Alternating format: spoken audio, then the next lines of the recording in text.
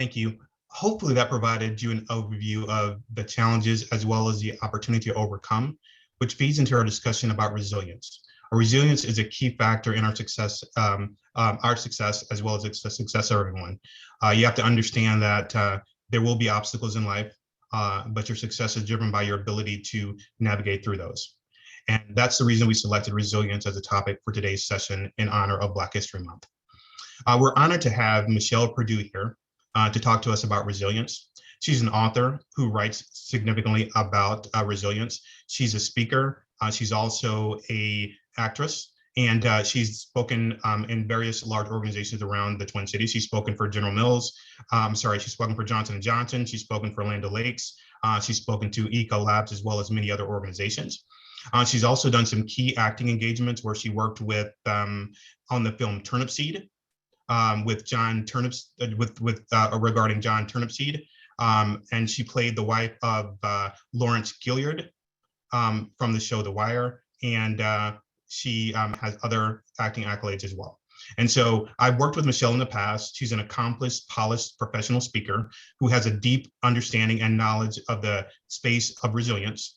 You'll leave with lots of information, knowledge, and strategies to execute in your own life as you find yourselves in situations which require you to navigate and become resilient. And so with no further ado, I will hand the floor over to Michelle Perdue. Thank you.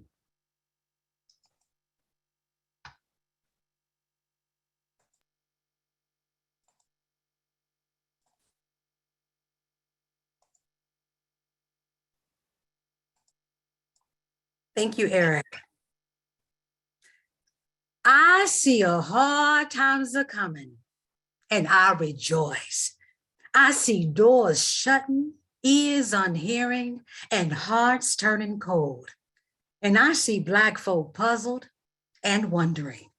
And I hear this long lost echo saying, we always gonna make it.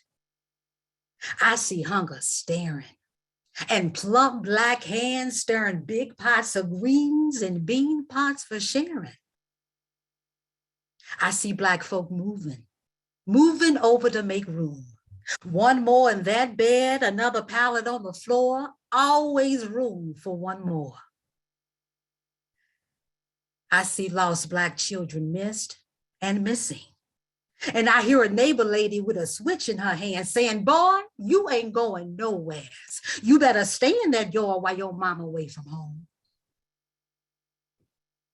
I see Black folk watching and caring, daring to be concerned, daring to bypass egos and other individualistic trips. I see Black businesses pooling and pulling together, providing and patronizing like they know what a Black economy is. I see a carpenter say to a plumber, who says to a mechanic, who says to a baker, who says to an accountant, who says to a teacher, who says to a farmer, who says, I ain't got no money, but I got a back to bend, a hand to lend, a product to swap, and a service to exchange. I see an old woman pulling a bunch of greens for a doctor and a doctor's family grinning over some hot greens and corn mush while an old woman is eased of her arthritis. I see last year's style become this year's hand-me-downs and yesterday's leftovers. And I see lights going out in America. And I hear teeth gnashing and pain growling in the gut. But you know what? I see a glow in Black communities, an old timely glow, like a potbelly glow, like a quilting round the fire kind of glow, a holding close, a watching and protecting, a sharing and caring.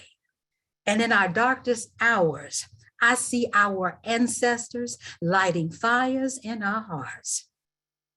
So yes, I see hard times are coming, and I see our ancestors rediscovering we are still our own best resources, and I rejoice. You know, this poem was written by a poet by the name of Barbara Watkins. And the reason why I love this poem so much is because it embodies the strength and the resilience of the African American community, but also the heart and the soul of our spirit. Because as you know, Black folk, we know how to make a way out of no way. We know how to turn our pain into our God-given purpose and turn a mountain of molehills, a mountain of problems, into a molehill of possibility. And let me tell you, I know a little something about turning problems into possibility. You see, my grandmother and my mother and her two sisters were diagnosed with breast cancer. And because I was so busy trying to take care of my mother and my first and only son, who at the time was a toddler, I never thought much of it happening to me. Well, guess what? I was wrong, because in 2017, I was diagnosed with breast cancer. And not only was I diagnosed with breast cancer, I was among a very small percentage of people who was diagnosed with two forms of breast cancer. So on the left side, I had a HER2 positive tumor, and on the right side, I had a HER2 negative tumor. Now, like many of you, I do have an appreciation for a 2-for-1 deal, but let me tell you, that day was not it. I was confused, I was scared, and I was terrified. However, after reflecting on my cancer journey, I realized I may not have received a family heirloom, but I did receive something that was just as meaningful. You see, I was given an opportunity to have a greater appreciation for the trials and the tribulations of the generation of women who had come before me. I was able to embrace my internal power so that I could cultivate the resilience needed to manage months of chemotherapy and major surgery. I was able to find an abundance of gratitude in the midst of my pain so that I could reconnect with my purpose. And that is why today I am going to share some tools with you so that you can strengthen your cultural identity, so that you can increase your self-esteem, to support your health and well-being, and so that you can cultivate the resilience needed to really operate as the best version of you. And we're going to do that through the lens of the African American community. But in order to really talk about resilience, we first have to know what exactly is resilience. So that's where we're going to start from. According to the American Psychological Association, it says resilience is the process of adapting well in the face of adversity, trauma, tragedy, threats, or a significant source of stress in various situations, such as family and relationship problems, serious health problems, or workplace and financial stressors. Now, I have to tell you that there's a variety of resilience definitions. But the reason why I particularly wanted to select this definition is because this definition starts off by saying it's the process of adapting. And what we know about resilience is that, yes, it is a process, but it's also an outcome. And I think it's important to share what the outcome is because when you understand what the outcome is what gives you the motivation and the inspiration to want to go through the process to cultivate resilience in the first place. So in my book, Rise and Shine, on page 77, I talk about what that outcome is. And I say that resilience is what gives you the fortitude. It's what gives you the fortitude to really step out on faith and face your fears and find meaning in everything that is and was. It's what helps you to revive your spirit when it's been broken and bruised. It's what transforms you into the person that you aspire to be, rather than keeping you stuck in the status quo, always causing you to wonder what you could be. So you see, the definition from the American Psychological Association talks about it being a process, and that's using more so our analytical part of the brain. But see, I want to also touch on the heart, because the heart of it is what inspires you to want to put one foot in front of the other when you are in the face of adversity. So next, I want to talk about what are some of the characteristics of resilience, because I'm sure many of you have seen people who have faced adversity in their lives, and you said to yourself, how in the world can they wake up every morning and continue to put one foot in front of the other in spite of everything they have gone through? And if you don't know someone today, I guarantee you there's someone in your ancestry who have done that very same thing. So in terms of characteristics of resilience, it's the ability to disassociate for the best interest of your well-being.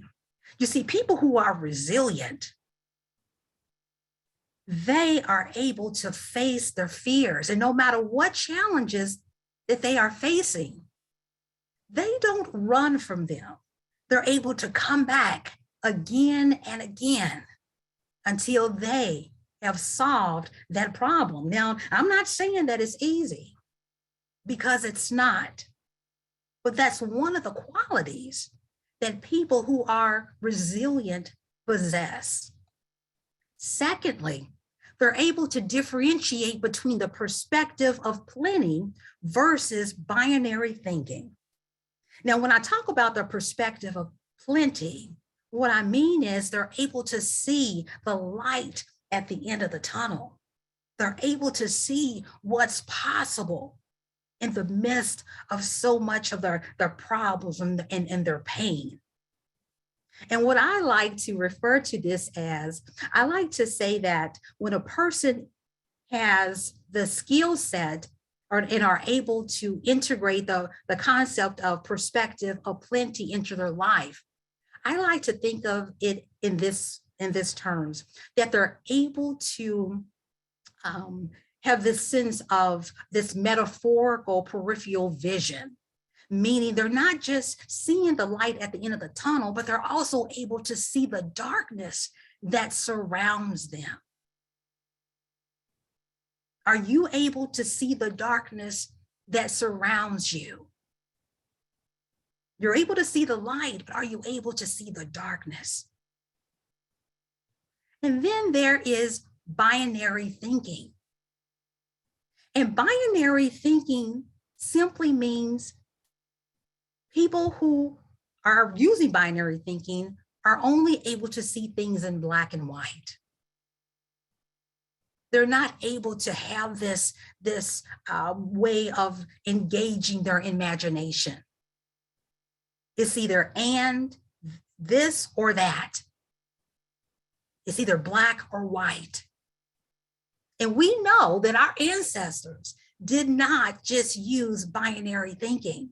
And when I think of the perspective of plenty, I actually think of the children who marched in the 1963 Children's Crusade in Birmingham, Alabama. And if you do not know this story, this is a story that I want you to learn and to know about and to ultimately embrace. Because even though these children, they were children, they rose to the occasion when their parents were not willing, when their parents were afraid of police brutality, when their parents were afraid to go to jail. And what they did was they said, okay, it's our time. It's our time to rise to the occasion and use our voices. And that's exactly what they did. They went to the streets and they marched and they protested. Yes, they were afraid. And yes, they were faced with water hoses and dogs. But they did it anyway. And it's because of them and so many of the other heroes in our history that we're able to have some of the successes that we have today. Yes, we still have some struggles and there's still a ways to go, but they have definitely have made a difference. Thirdly, they're able to exercise what I like to call their internal locus of control to validate themselves. You see, when someone is resilient and they're able to exercise their internal locus of control, that simply means that they feel as if they have power over their situation and their circumstance. Yes, they may be affected or impacted by their environment, but they feel as if they have enough power to change their environment. And when I think of some of the people today who have made such a difference and who have stepped out on faith and who have demonstrated their courage, I think of the women's movement, the women today who have banded together, who have lost their children due to police brutality. And they've come together in solidarity to speak up and to speak out and to say, hey, you may have taken my child, but you will not take my spirit. You will not rob me of my voice because I understand what the power of my voice is. And as long as there is breath in my body, I know that I can make a difference. So when I see these women banding together, I am so inspired by their strength and by their courage. And then I think of Eugene Brown. He was a gentleman who went to prison for many years. And he went to prison for armed robbery. And while he was in prison, he had befriended a man by the name of Macy. And Macy taught him how to play chess. And after learning how to play chess, he realized, hey, this is a metaphor for life. And so what did he do? After spending all those years in prison, once he got out of prison, he started his own business. And he became so successful that Hollywood came knocking at his door. And Cuba Gooding Jr. ended up playing his character in a movie. So there are so many examples. Those are just a couple, but there are so many examples of how resilient African Americans have been, and not just African Americans, but our ancestors. When you think about what they've been through and what they've endured, they were able to exercise their internal locus of control. So now I want to talk about what are some of the components of resilience. You know, as you see here, the image that I have, there's multiple components. Because when I think about all the people who have made a difference in our lives and the shoulders who we stand on today, I wish I could tell you that there was one factor that allowed them to be so resilient. But in actuality, it's not just one ability or one quality. That's why they call resilience the Gestalt state. The Gestalt state. Why? Because the whole is greater than the sum of its parts. And so optimism is one of those components. People who are resilient tend to be optimistic, meaning they can visualize a future of possibility, that regardless of what they're going through, whatever they're dealing with in terms of that adversity or whatever problem they have, they're able to see the other side of that. See, your strength is not manufactured or cultivated through your triumphs, your talents, or your positive thinking. But it comes as a result of the trials and the tribulations that you have succumbed to. Are you optimistic? Are you optimistic about the future based on where we are today and what we're currently going through in terms of a global pandemic? Are you optimistic? Secondly, they're able to exercise this concept called causal analysis, which means they have the ability to solve their own problem. They have the ability to solve their own problem. They're willing to be a student of themselves. When was the last time you tried something new or you challenged yourself and you failed? And because you failed at something or what was perceived as failure, you allowed yourself to do some self-reflection where you were able to look back at what you had done, but not just what you had done, but what did you learn from it? What did you learn that would help you to do it differently next time, that would help you to do it better the next time? Are you engaging or are you developing the skill set of causal analysis? Thirdly, are you reaching out? And reaching out is simply the ability to be confident in your abilities in terms of seeking help. Now, and I have to tell you, as African Americans, this has been one of our strengths in terms of reaching out and creating a sense of community, reaching out and creating, having relationships and creating relationships with fictive kin. That has been one of our strong suits.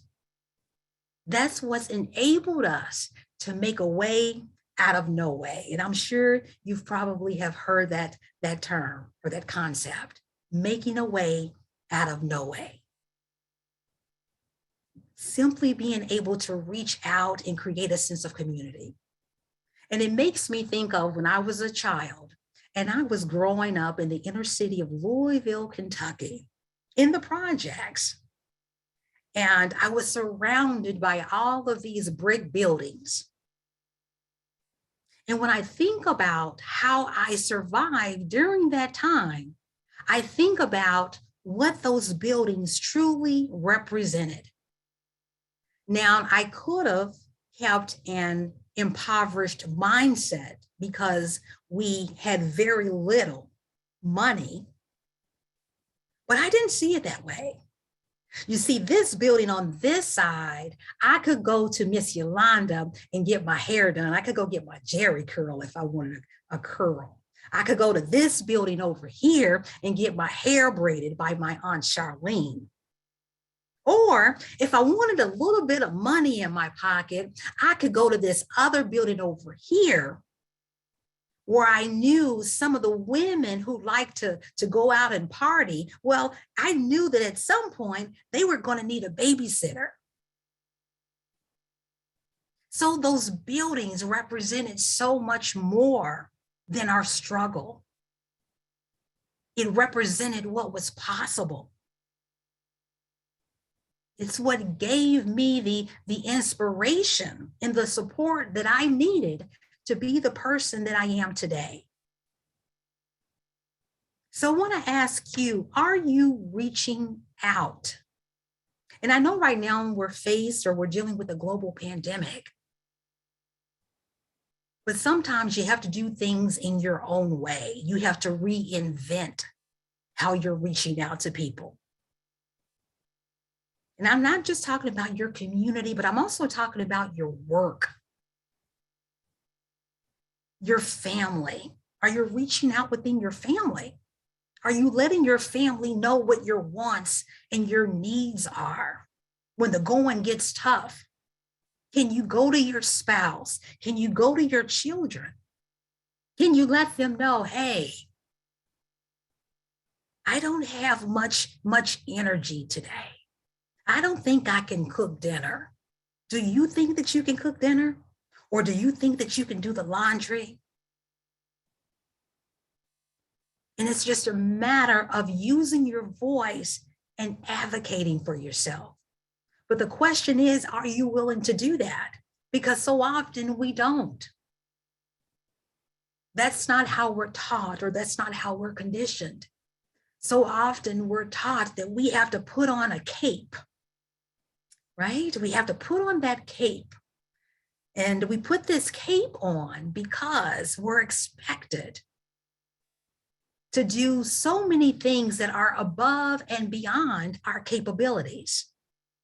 And when we do that, we put ourselves and our health in a compromising position. Are you willing to take the cape off? Are you willing to allow yourself to be vulnerable? To simply be you, based on where you are physically, mentally, emotionally? Are you willing to give yourself some self-compassion, some self-love, to put yourself first?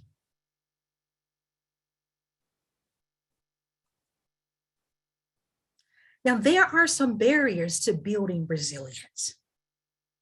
And in terms of the African American community, there's quite a few barriers that we have faced. But the barrier that I want to talk about today is race-related trauma and its impact on the African American community. Now, as you know, we're dealing with a global pandemic, and African Americans have been disproportionately affected by the pandemic. And we continue to be disproportionately represented in terms of our health, in terms of high blood pressure, and so many other health problems.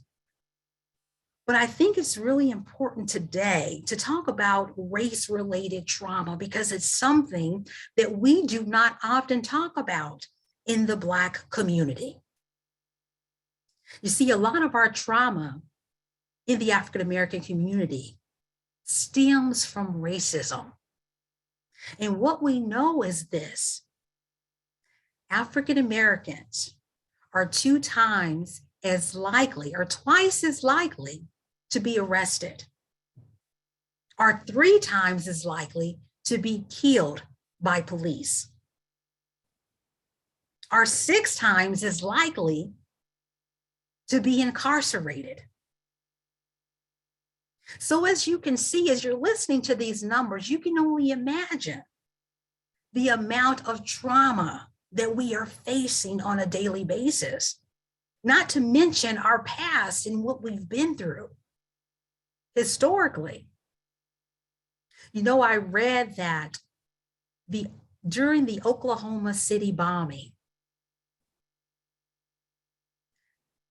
for every one person that was directly affected by the Oklahoma City bombing, it was reported that 5 people suffered from PTSD. 5 people. So I'm saying this so that this puts trauma in perspective as it relates to the African American community. And what we don't realize is that when we think about trauma, so often we're thinking about the incident itself. But trauma, when it comes to trauma, there's actually a process or stages. There's stages in relation to trauma. You see, there's pre-trauma. For instance, when you're being racially profiled, that's pre-trauma. When you're being discriminated at work and you're having to deal with that, that's pre-trauma. And then there's the act itself. And then finally, there's post-trauma. all of the emotional and the psychological effects of having to deal with that trauma. And so we don't often talk about that. What trauma could you potentially be facing that you may not even be aware of? What traumas have you been exposed to that is shaping the way you are showing up in life today? Do you know what those are? And if you don't, that's okay. But I'm saying this because I want to give you something to think about.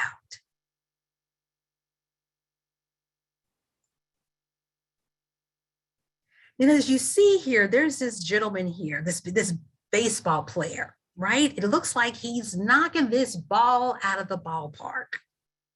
And I want to use this analogy because I think it's really important. There is a doctor. He's actually a physicist. And this is what he says. He says that it is humanly impossible for a baseball player to hit a fastball. It's humanly impossible. He says that a ball that is traveling 90 miles per hour, going 400 milliseconds, it takes 400 milliseconds for that ball to get to the pitcher's hand, to the catcher's mitt. Then it takes another 100 milliseconds for that ball to be recognized by the human eye. Then it takes another 25 milliseconds for that ball or for your brain to send a signal to your muscles. And then finally, to actually hit the ball, it takes 150 milliseconds. 150 milliseconds. And so what he has proven, this Dr. Robert Adair, that's his name, what he has proven is that it is impossible for a Major League Baseball player to gauge the pitch, to time the swing, and to connect with the ball. And he says that in order for him to connect with the ball and to knock that ball out of the ballpark, what separates him from other batters, from other players, is that they're able to do one thing. They're able to anticipate. They're able to anticipate that ball. And see, that's a great thing in baseball. But see, this is where the problem lies in our day-to-day lives. You see, because African Americans are disproportionately impacted by trauma, I don't think it's so often it doesn't seem as if we can escape it, because you turn on the news, what do you see? You see someone who seems to have been racially profiled, or someone who has been killed by the police. You know, you think of George Floyd and others, Philando Castile, and all of those images have an impact on us, on our psyche. They have an impact on us physiologically and in so many ways. And so the point that I'm making here is that it's okay to be in that hypervigilant mode when you're playing baseball, right? You're constantly on alert. But if you're like that in your day-to-day lives, where you're constantly in fear, where you're constantly feeling as if you need to look over your shoulders because you just don't know if the police officer is having a good day or a bad day, when we stay in that mode, that hypervigilant mode, we compromise our health and our well-being. And we're not able to make the kind of judgments that we need to make for ourselves, because we're always operating based on fear. We're operating based on fear. And then when we do that, it undermines it undermines the very essence of us being able to rise to the occasion and advocate for ourselves.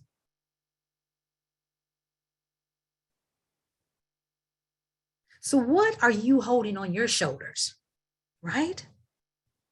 What are you carrying with you day in and day out that's causing you not to rise and to be at your best?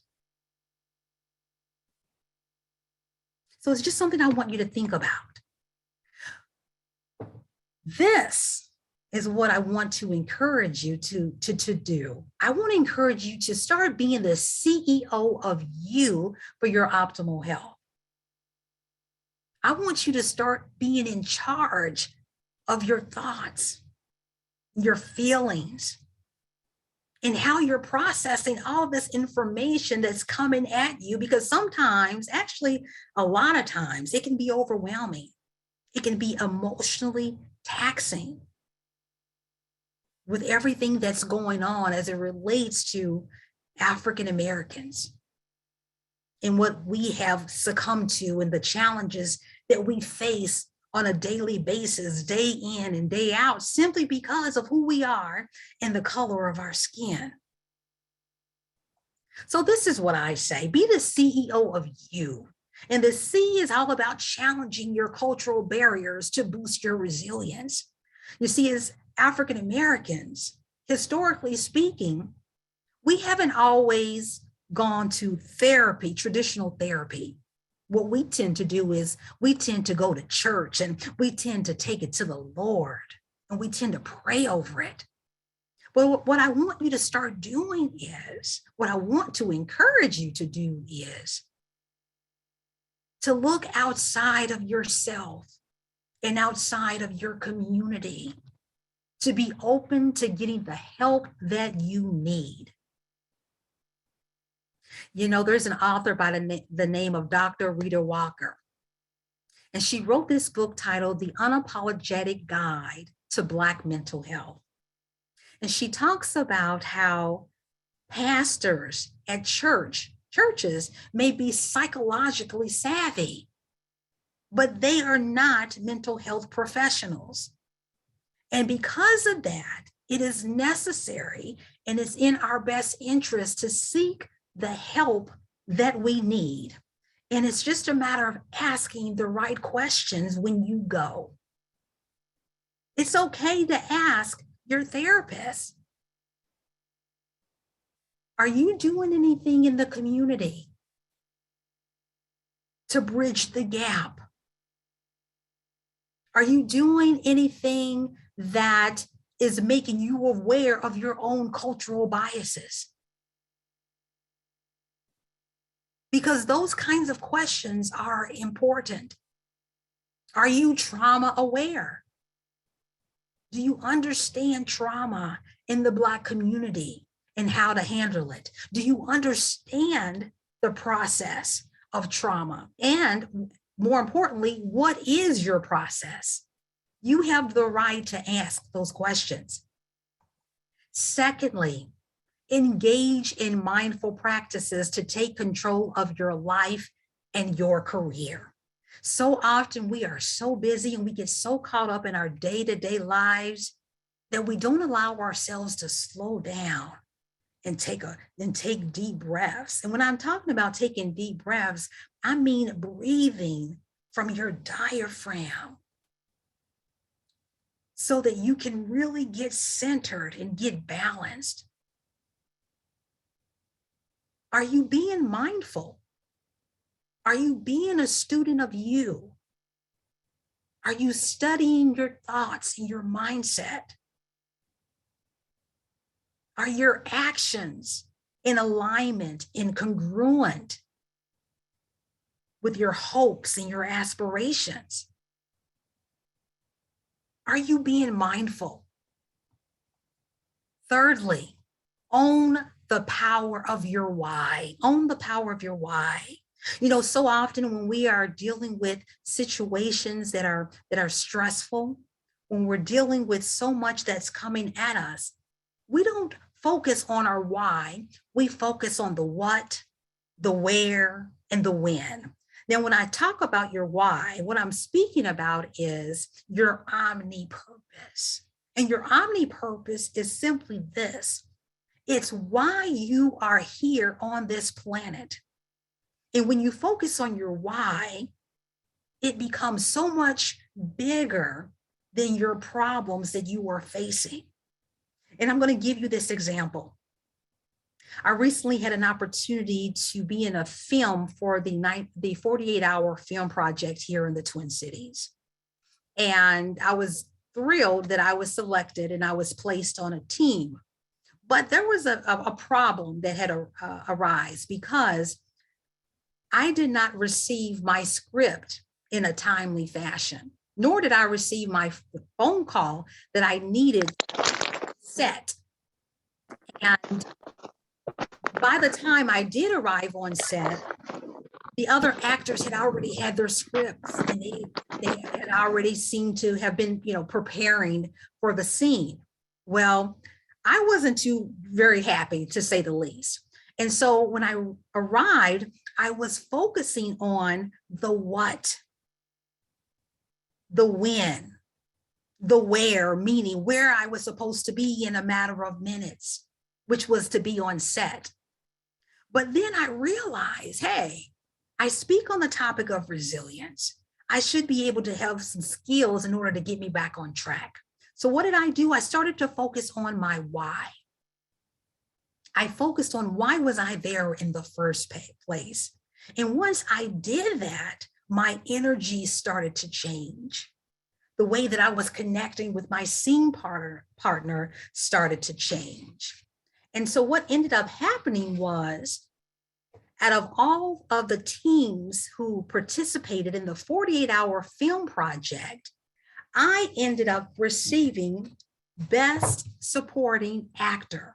I received an award. And the reason why I'm sharing this with you is because I want to encourage you to understand and to embrace your why. Why are you here? What do you want to get accomplished while you're on this planet today? I want to encourage you to think bigger and beyond your present circumstances. So today I talked about the meaning of resilience and its various aspects in terms of the different characteristics and the different components of resilience. I talked about the barrier, a barrier to resilience, which is trauma in the African American community. And I also talked about how to become the CEO for optimal health. And at this time, what I would like to do, I'm going to turn it over to Eric. And if anyone has any questions in regards to resilience in the time frame that we have, I would be happy to answer them. Thank you, Michelle. Outstanding job. And thanks for your recap of highlighting the information that you shared with us today. Hopefully everyone had an opportunity to learn something, take something away that you can apply to your life. We have 10 minutes left in today's session. We would like to squeeze in 1 or 2 questions from the audience. So if you have a question, please feel free to unmute and ask it at this time. Hey, I did have one question. During the presentation, you made mention of the light at the end of the tunnel and also being able to see the darkness around you. Yes. Can you help, like, what's the importance of understanding the darkness around you as you also see the light? That's a really good question. And thank you. What's your name? My name's Trey Northern. Trey. Yes. Oh, okay. Thank you for asking that question, Trey. So what I mean by that is I mentioned that it was important to be optimistic, and being optimistic simply means that you're able to see the light at the end of the tunnel. You're able to see the bright side of something that could potentially be dark and take your life down a different path, a path that would not serve you. And you see, there's a difference between optimism and Pollyanna optimism. You see, Pollyanna optimism, those people who engage in that, they see only the bright side of things, right? They only see the positive side of things. But the person who engages in realistic optimism, they say, hey, you know what? I don't just see the bright side, because in order for me to get to the light, I have to go through the darkness. I have to go through some of those tough times. I'm going to have some bad days in order for me to get to that good day. And so that realistic optimism is being able to see both sides of the coin. Does that make sense? Do you have any? Yes, thank you. Thank you. Absolutely. You're welcome. Great. Are there other questions? And while we're waiting on the audience, I'll ask one, Michelle. Great discussion about kind of being self-aware. Are there any tips or triggers that you would suggest that our community think about when deciding whether it's time to have a professional conversation or not?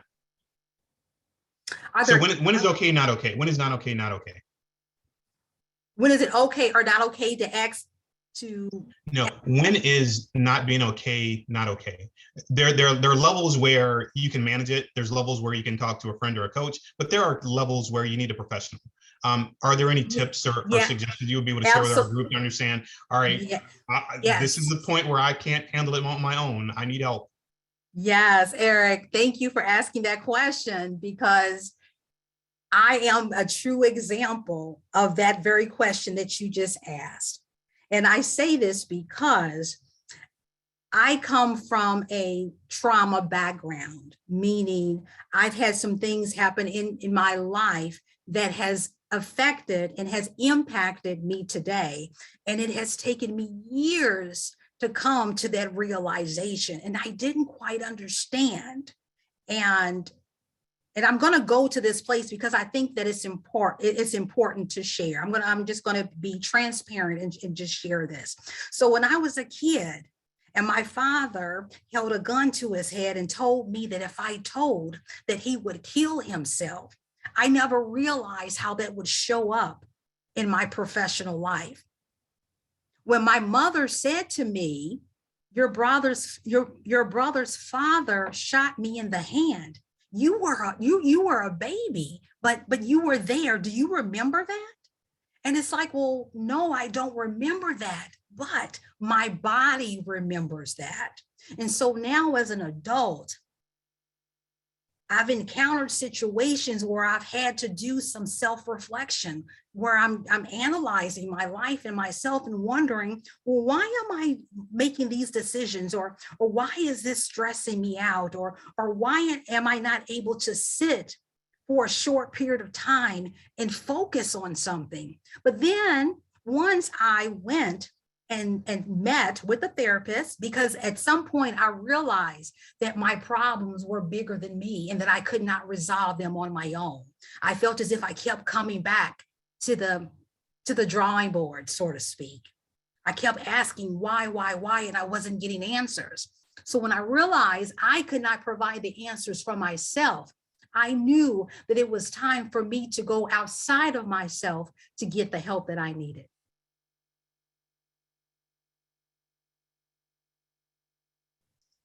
Great, thank you. We're about 5 minutes out, and Michelle, I think you're going to grace us with another poem as we close out.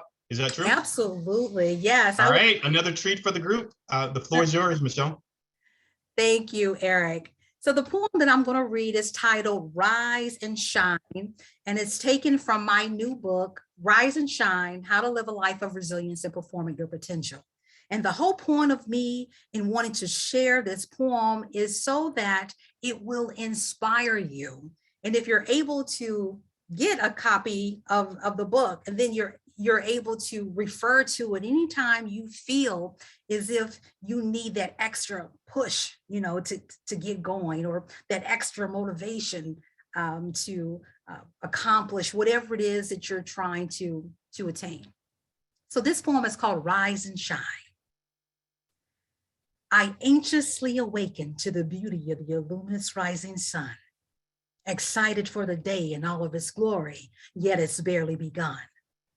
The thrill I seek lies in the quest of owning my greatness, For when I embrace the authentic me, I rise bold and audacious, backbone erect, feet grounded to Mother Earth as I stand in my truth.